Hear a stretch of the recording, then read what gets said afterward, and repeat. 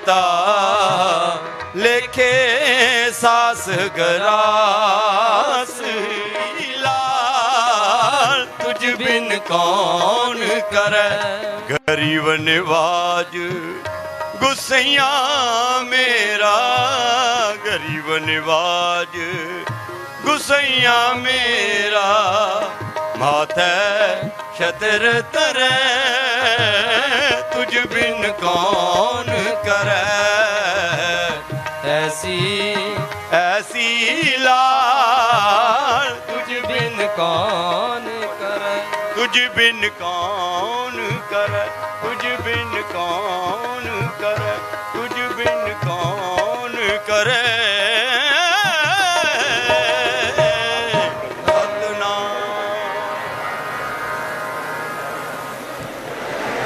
जय गुरुदेव। जिन्नी भी अज इस पवन पवित्र सचखंड बल्लां दी धरती ते संगत पहुंची है, सारिਆਂ ਦਾ ਚੱਲਿਆ ਹੋਇਆ एक एक कदम सिर मत्थे। ये वो पवित्र धरती है जिथे बड़े बड़े महापुरुषों ने आके परमात्मा का नाम जपिया, दुनिया के लोगों को आपस के विच प्रेम नाल मिल के रहन का उपदेश दिता। इस धरती तो श्री गुरु रविदास जी की अमृत बाणी नूं घर घर पहुँचाउण दे सुनेहे ते बहुत बड़े बड़े उपराले विढ़े गए। सो अपने आप नूं भागां वाले समझदे हां कि इस धरती ते अज आउण दा मौका मिलिया। डेरा सचखंड बल्लां दे मुखी बाबा जी बैठे ने, इन्हां दे चरनां दे विच नमस्कार करदे हां। जिस तरह मेरे तो पहलां बोलदिआं डेरे दे प्रबंधक जिहड़े ने उन्हां ने दस्सिया कि जिहड़ी विद्या है वो चानण करदी है। फैले विद्या चानण होए, विद्या विचारी तां परोपकारी, विद्या मनुख दा तीजा नेत्र है। अक्सर तुसीं स्कूलों दीआं कंधां ते लिखिया पढ़िया होना।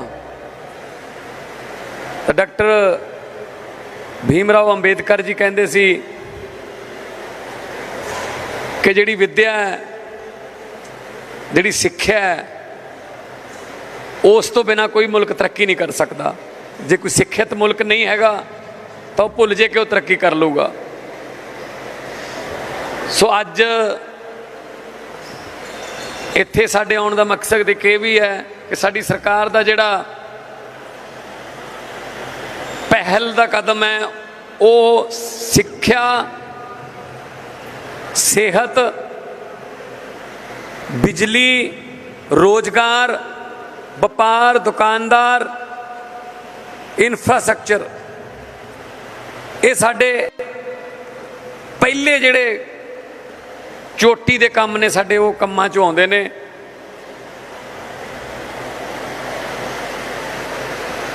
स्कूल जिहड़े ने सरकारी, उत्थे कौन पढ़दा है जी? गरीबां दे बच्चे पढ़दे आ। और गरीबां दे बच्चे भी जिहड़े मजबूरी च पढ़ाउणे पै रहे ने, क्योंकि प्राइवेटां दी फीस ही इन्नी महंगी हो गई, गरीब दा बच्चा उत्थे जा नहीं सकता जी पढ़न। हस्पतालों का भी यही हाल है, गरीब अमीर बड़े जिहड़े अमीर जिथे इलाज कराउंदे ने उन्हां हस्पतालों च इलाज नहीं करा सकता जी। तो सरकारी दे डॉक्टर नहीं है, दवाइयां नहीं हैगियां, मशीनां नहीं हैगियां। सो साडा मकसद ये है कि एजुकेशन जिहड़ी है ये ऐसी चाबी है जिहदे नाल तुहाडे घरां दे विच छुपे हुए खजाने जिहड़े ने वो खुल सकते ने। कोई पीला कार्ड, कोई नीला कार्ड थोड़ी गरीबी नहीं चक सकता। गरीबी चक सकते तो तुहाडे बच्चे चक सकते जे उन्होंने अफसर बना दिए, जे उन्होंने पढ़ा दिए, जे उन्होंने बड़ियां नौकरियां ते ला दिए। सो अज लोड़ है जमाने मुताबिक पढ़ाई दी। ये नहीं हैगा कि आपां इत्थे वाले कालजां दी पढ़ाई कर ली, जदों पेपर देन गए दिल्ली, जदों पेपर देन गए किते बेंगलौर, उत्थे सानू पता ही नहीं कि यह सिलेबस तो सानू पढ़ाया ही नहीं गया जी, अज तो होर ही कुछ पढ़ी गए। सो सानू वर्ल्ड क्लास, वर्ल्ड लैवल की पढ़ाई की जरूरत है जी। और साडे गुरुआं ने इन्नी बाणी उचरी, इन्ना ज्ञान का खजाना साडे कोले पिया है कि गुरु साहब दे एक भी अंग नूं जे पढ़ के उहदा विस्तार करना होवे कई दिन लग जाते हैं। सो असी एक फैसला किया कि PhD करने वास्ते या पढ़ाइयाँ करने वास्ते कि साडे गुरुआं ने की लिखिया उस वेले, की उन्होंने विचार दिते, की सोच सी उन्हों की, उन्होंने अगे किवें पहुँचाइए। उहदे बाद उस कड़ी च अज असी इत्थे आए हैं।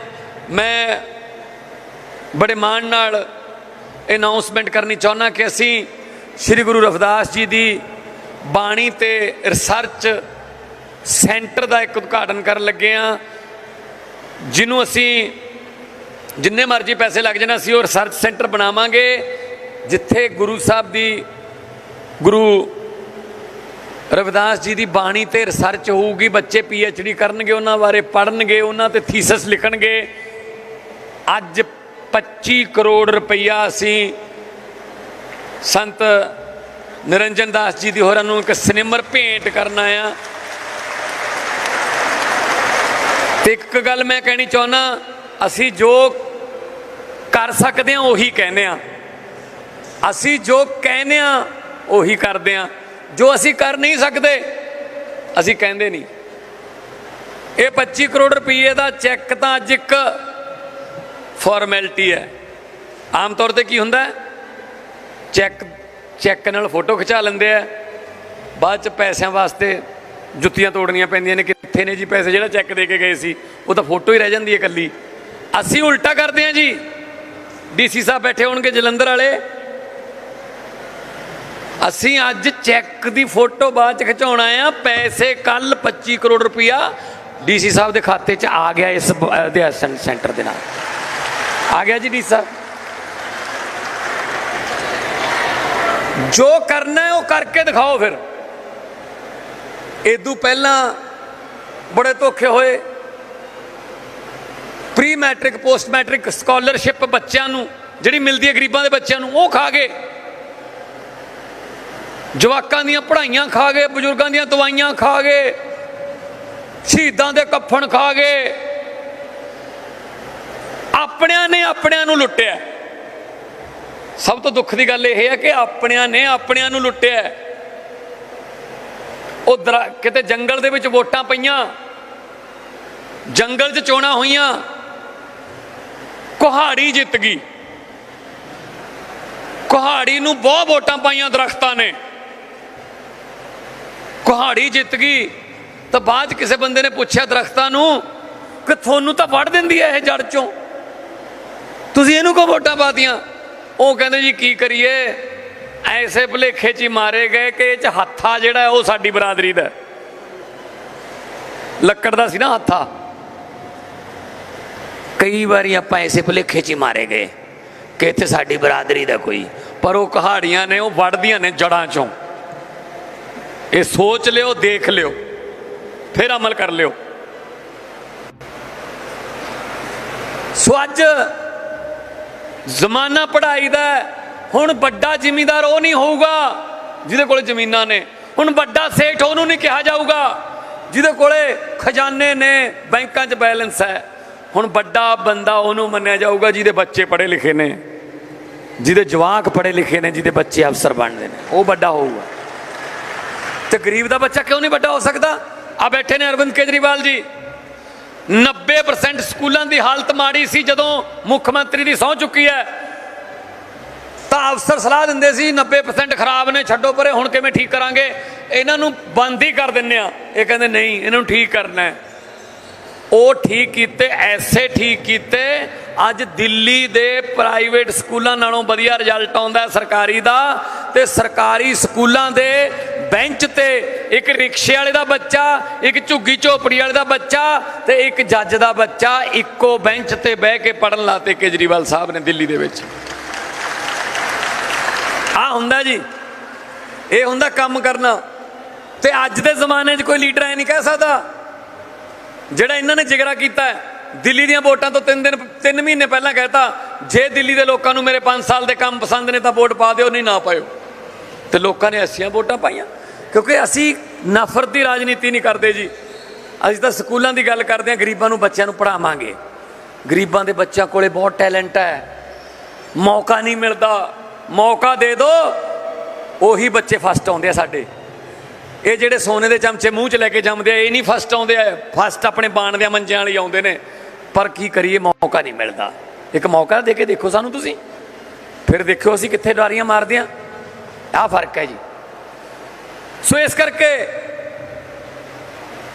इहो जे जिहड़े संत ने, इहो जे महापुरुष ने, सीचेवाल साहब बैठे ने, यह वातावरण बारे सोचते ने, दरख्त ला दिए, पानी नूं किवें बचाइए, पानी थल्ले जाई जांदा, पानी कैंसर फैलाई जांदा है। हरेक महापुरुष ने कोई ना कोई टीचा लिया होया है। इन्हां महापुरुषां कोले आपां ताइयों आउंदे आ क्योंकि इन्हां ने बैंकां 'च खाते नहीं खिलाए, इन्हां ने अपने दिलां 'च खाते खिलाए हुए ने, दिलां 'च खाते। ये फर्क है। सो इसे करके गुरुआं पीरां फकीरां दी धरती है, शहीदां दी धरती है, ये फर्क है। सो मैं आम आदमी पार्टी वालों यकीन दिवाना, भावें 100 करोड़ भावें 500 करोड़ जिन्ने 100 मर्जी करोड़ लगे, ये जिहड़ा रिसर्च सेंटर है गुरु रविदास की बाणी ते, इहदे विच वर्ल्ड लैवल की पढ़ाई होगी। तो स्टूडेंट इत्थों गुरु साहब की बाणी ते रिसर्च करके PhD करके जो अगे जाणगे तो वो पूरी दुनिया 'च साडी बाणी जिहड़ी है ना वो फैलनी है। क्योंकि उन्होंने तो हर एक नूं बराबर की रोटी का बाणी का विचार दिता, बराबर मिले सब नूं, पर नहीं मिलता। मैनूं पता है, कहंदा शीशियां उत्ते धूड़ां जम्मियां कंधां झाड़ी जांदे ने। वो गरीबियां बेड़ियां च ने, गरीबियां बस्तियां च रहिंदियां ने, सबसिडियां अमीरां नूं। शीशियां उत्ते धूड़ां जम्मियां कंधां झाड़ी जांदे ने, जिल्दां सांभी जांदे ने, वरके पाड़ी जांदे ने। जिउंदियां दे गल लीरां लमकण कोई पुछदा नहीं, मरियां उत्ते तिल्ले जड़ियां चादरां चढ़ी जांदे ने। ओए उन्हां दा भी तू ही रब है, मैनूं जवाब तां दे जिहड़े दिवाली वाले दिन भी दिहाड़ी जांदे ने। गरीब दी काहदी दिवाली है जी? वो तो जे दिहाड़ी ते जाऊगा तो रोटी पक्कूगी। गरीब दा जवाक तां बगानियां दी हथशबाजियां, बगानियां दे पटाके देख के मन परचा लैंदा है। मुझे भागीदार बनने का मौका मिला, इसके लिए मैं बहुत बहुत सौभाग्यशाली अपने आप को मानता हूँ। बाबा साहब अम्बेडकर, उन्होंने अपने जीवन में सबसे ज़्यादा महत्व शिक्षा को दिया था। वो एक बहुत गरीब परिवार से आते थे, उनके घर में खाने को भी कुछ नहीं था, और उन दिनों में छुआछूत भी बहुत ज़्यादा थी। वो जब स्कूल जाते थे तो उनको क्लास के बाहर बिठा देते थे। ऐसे परिवार से और ऐसे गांव से निकल के उन्होंने एक PhD की डिग्री करी अमेरिका से, और एक PhD की डिग्री करी लंदन से। दो PhD की डिग्री उस जमाने में करी थी, और वो हमारे देश के आज़ाद भारत के कानून मंत्री बने, और उन्होंने हमारे देश का संविधान लिखा। आज भारत के संविधान को पूरी दुनिया मानती है। तो उन्होंने अपनी ज़िंदगी में सबसे ज़्यादा महत्व शिक्षा को दिया था कि कुछ भी करो, एक टाइम रोटी कम खा लो, लेकिन अपने बच्चों को अच्छी शिक्षा देनी है। आज तक इतनी सरकारें आई हमारे देश के अंदर, हमारी तो नई नई पार्टी है, अभी अभी आई है। हमारे पहले कितनी सरकारें आई, किसी सरकार ने आपके बच्चों को अच्छी शिक्षा देने का काम नहीं किया। किसी सरकार ने स्कूल बनाने का काम नहीं किया। नाम के वास्ते सरकारी स्कूल बना दिए। इतना बुरा हाल है सरकारी स्कूलों का, इतना बुरा हाल है सरकारी स्कूलों का। एक गरीब आदमी को, SC समाज के लोगों को, दलित समाज के लोगों को अपनी मजबूरी में अपने बच्चों को सरकारी स्कूल में भेजना पड़ता है, क्योंकि पैसे नहीं है, घर में पैसे नहीं है, इसीलिए बच्चों को सरकारी स्कूल में भेजना पड़ता है। दिल्ली के अंदर हमने सारे सरकारी स्कूल शानदार बना दिए, प्राइवेट स्कूलों से भी अच्छे कर दिए। अब दिल्ली के हमारे सरकारी स्कूलों के बच्चे डॉक्टर बन रहे हैं, इंजीनियर बन रहे हैं, वकील बन रहे हैं। सरकारी स्कूलों के दलितों के बच्चे, एससी समाज के बच्चे, उनको कई कई लाख रुपए महीने की तनख्वाह मिलनी चालू हो गई है। मुझे बेहद खुशी है कि मान साहब ने भी, भगवंत मान साहब ने भी पंजाब के अंदर सरकारी स्कूलों का कायाकल्प करने का काम शुरू कर दिया है।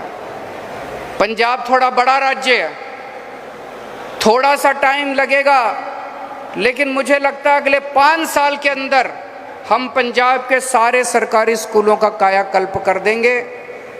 आज मैं बड़े विश्वास के साथ कह सकता हूं, आपके सबके बच्चों को अच्छी शिक्षा देने की जिम्मेदारी हमारी है।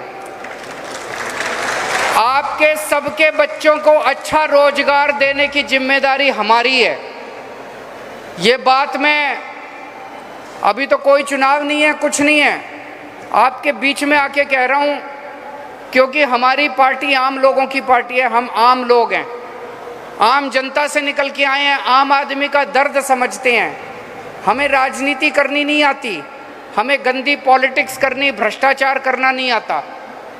दिल्ली के अंदर जैसे हमने सारे सरकारी स्कूल 5 साल में शानदार बना दिए, पंजाब के अंदर भी अगले 5 साल के अंदर सारे सरकारी स्कूल शानदार बनाएंगे, आपके एक एक बच्चे को अच्छी शिक्षा दिलवाएंगे।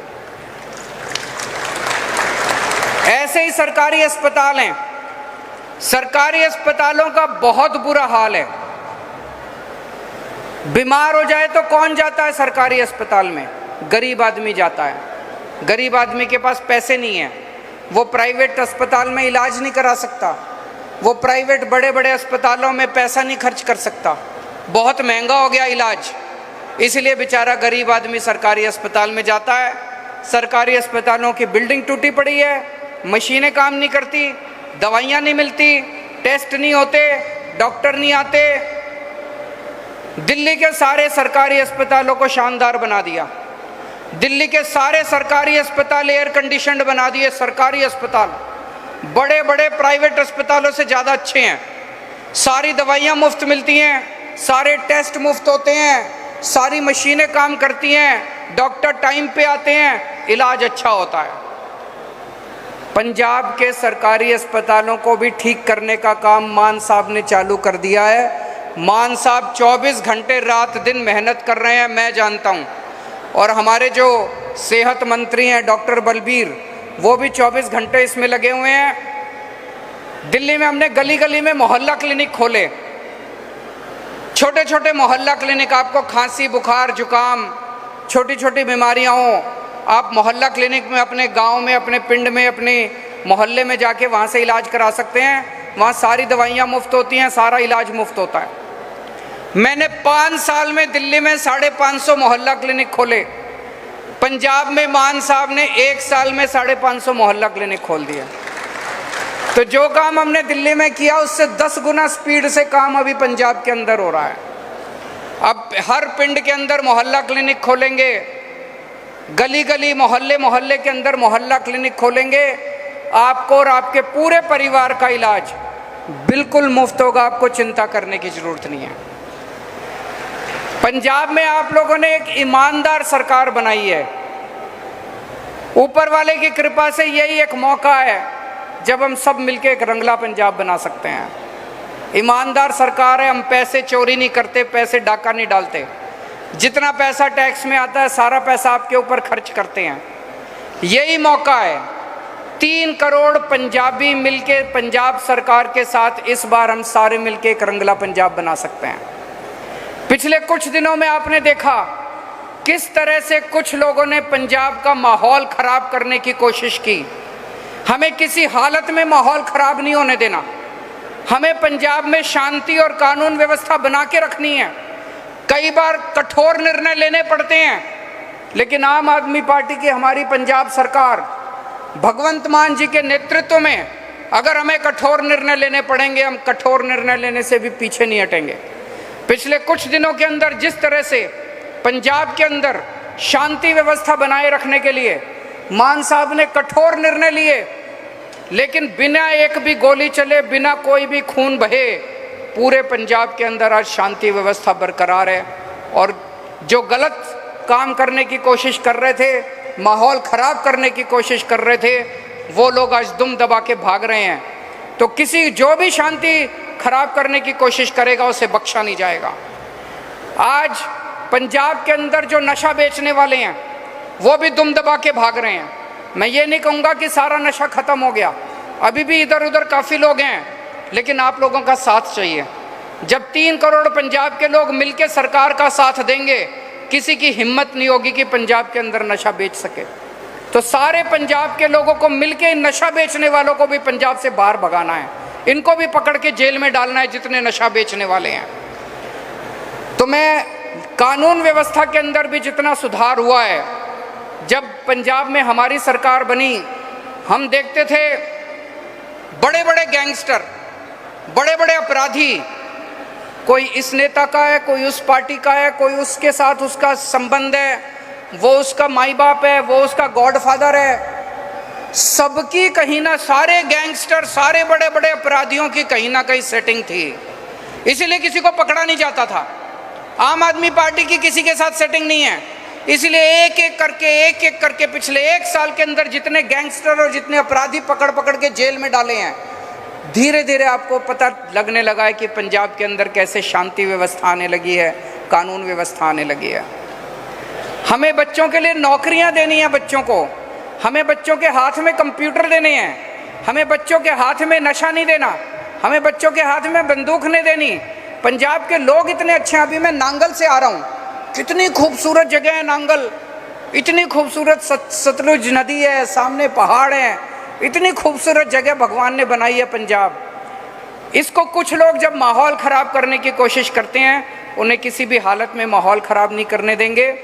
अभी पिछले दिनों 25,000 के करीब, मान साहब 25,000 नौकरियाँ, सरकारी नौकरी 26,797 सरकारी नौकरियाँ मान साहब ने दी है बच्चों को।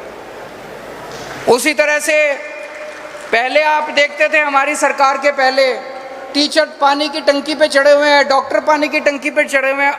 अब ऐसा कुछ भी सुनने को नहीं मिलता कि कोई पानी की टंकी पे चढ़ा हुआ है।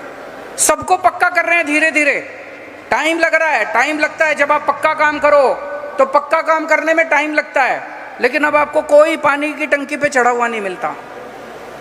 तो पंजाब धीरे धीरे धीरे धीरे पटरी पे आ रहा है। आप सब लोगों ने बहुत दुआएं दी हैं हम लोगों को। आज गुरु महाराज जी की भी दुआ लेने के लिए, आशीर्वाद लेने के लिए आए हैं, बाबा जी का भी आशीर्वाद लेने के लिए आए हैं। मैं अपने आप को बहुत सौभाग्यशाली समझता हूँ, आज यहाँ आने का मौका मिला। जय गुरुदेव। बोले सो निरपह श्री गुरु रविदास महाराज की। संगत से निवेदन है कि कृपया 5 मिनट के लिए और बैठने की कृपालता करें। बहुत बहुत धन्यवाद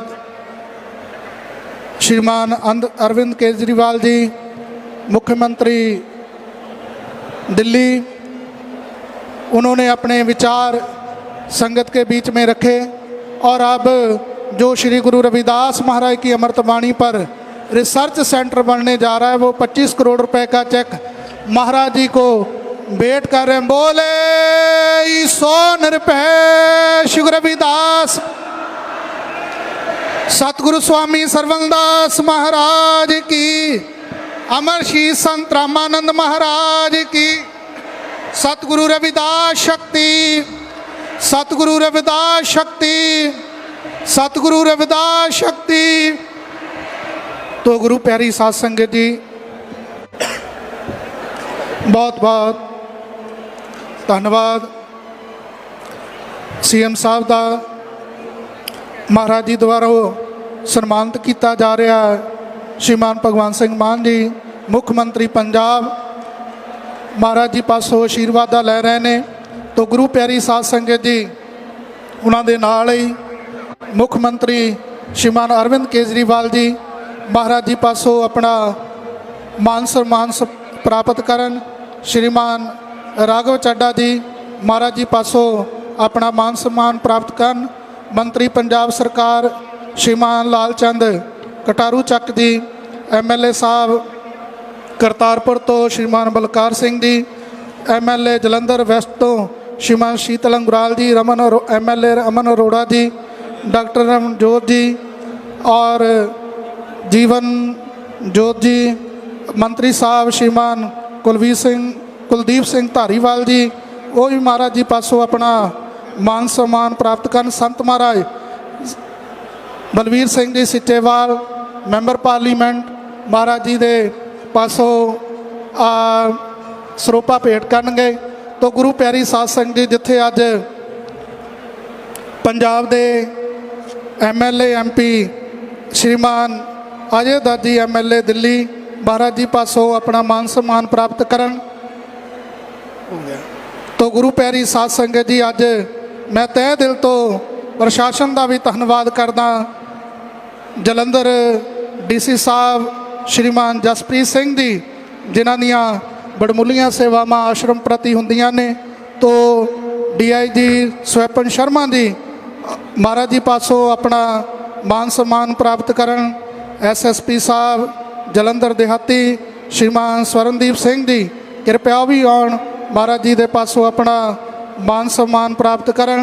तो गुरु प्यारी साध संगत जी, मैं आज बहुत आभारी हाँ समुचे MLA साहब,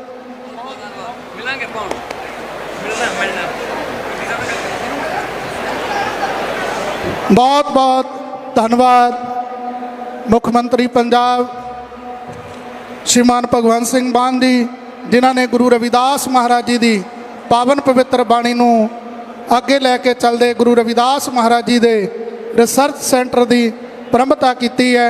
तो सारे शासन प्रशासन का और MLA साहबान मंत्री साहबान सारे सेवादारां का बहुत बहुत धन्यवाद कि अज डेरा श्री 108 संत सरवणदास जी सचखंड बल्लम विखे अज महाराज जी के आशीर्वाद प्राप्त किए ने।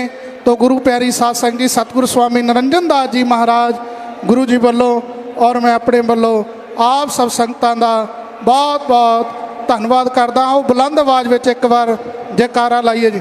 बोले सो निरभय श्री गुरु रविदास, बोले सो निरभय सतगुरु स्वामी सरवणदास महा, बोले सो निरभय अमरशीष संत रामानंद महाराज, सरभेख भगवान की जय। जय गुरुदेव, धन गुरुदेव।